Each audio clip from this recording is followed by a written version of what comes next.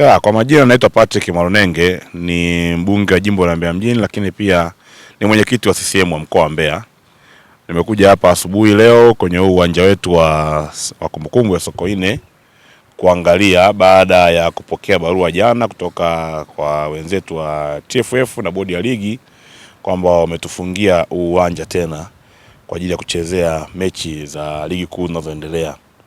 Lakini nimepata masikitiko kwa sababu ni kama mwezi mmoja au wiki mbili zilizopita tu walitufungia tena uwanja na wakatuambia maeneo ya kuboresha. Na ukiona maeneo mengi tumeyaboresha. Walituambia hizi njia, maeneo ya kukaa wachezaji, wapumzike kwenye benchi la ufundi, kulikuwa na maji, tumerekebisha, tumetengeneza mfereji. Tumetengeneza mfereji pia unaochukua maji kutoka uwanjani kama unavyoona hapa. Maji yanapita ndani kwa ndani, kwa hakuna maji yanayosimama. Lakini kwenye pichi ya kuchezea ilikuwa inaonekana kuna matope, lakini tulifanya marekebisho makubwa kwa kutia mchanga ile maeneo yote ambayo yalikuwa yanatuhamisha maji na tukafunguliwa uwanja kucheza. Hiyo ilikuwa ni mechi ambayo ilikuwa Yanga Simba wacheze. Lakini mechi ya Azam imechezwa hapa vizuri na wananchi wetu wakafurahi, lakini ni mechi ya tarehe 12 kati ya Yanga moja kucheza hapa na Prison.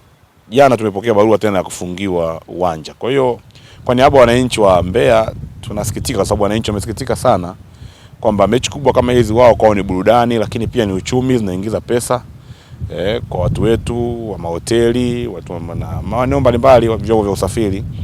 Lakini sasa wameonyesha masikitiko yao kwamba ni kwa nini kila anapocheza mechi kubwa Yanga au Simba ndio uwanja wetu unakosa sifa, lakini mechi zingine uwanja unakuwa unafunguliwa. Na tulizungumza na wenzetu wa bodi ya ligi kwamba ni vizuri kama kuna marekebisho yapo watuambie kabla, kwa sababu mechi ni tarehe 12. Tunazo siku hapa za kufanya marekebisho.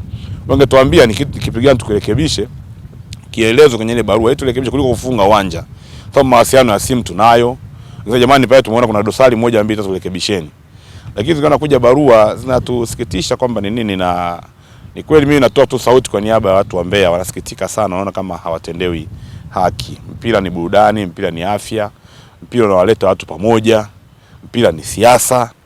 Lakini ndio hivyo tumefungiwa. Kwa hiyo naomba watu wenzetu wa TFF waliangalia hili jambo, na mimi kama mwenyekiti wa chama na kama ndio msimamizi wa huu uwanja nimejiridhisha, pasina shaka nimekuja hapo uwanjani kuona basi kama kuna dosari zozote ambazo zipo watuambie kabla tarehe 12 ili tuweze kuzirekebisha na watu wa jiji la Mbeya waweze kunufaika kwenye mechi hizo wanazozipenda za mpira, mechi wa mashabiki wa Yanga na mashabiki wa Prison waweze kufurahia na kuona kwamba na wenyewe wanakuwa ni sehemu ya burudani ya ligi yao ambao wanaipenda ligi kuu ya Tanzania.